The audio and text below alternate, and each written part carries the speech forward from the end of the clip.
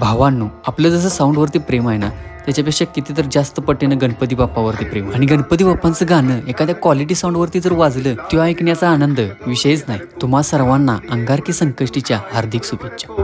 महिमा कहे न जाए लागत हूँ पद को जय देव जय देव जय जय जी गणराज विद्या सिद्धाता धन्य तुम्हारो दर्शन में राम रमता जय देव जय देव